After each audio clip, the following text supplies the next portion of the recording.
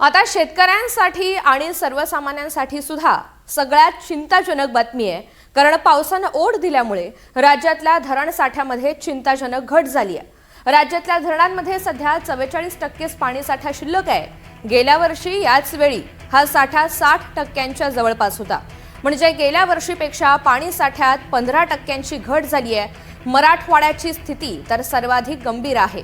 मराठवाडा विभागातल्या धरणांमध्ये 25%च पाणीसाठा शिल्लक राहिलाय। पावसाचा असाच लपंडाव सुरू राहिल्यास पेरणीवर मोठं संकट उभं राहू शकतं।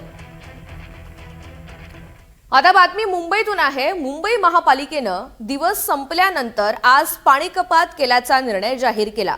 मुंबईमध्ये 20% पाणी कपातीचा निर्णय जाहीर करण्यात आलाय। बीएमसीच्या एक्स हँडलद्वारे ही माहिती देण्यात आली। पिसे बंधाऱ्यावरील न्यूमॅटिक गेटचे दुरुस्ती काम सुरू आहे।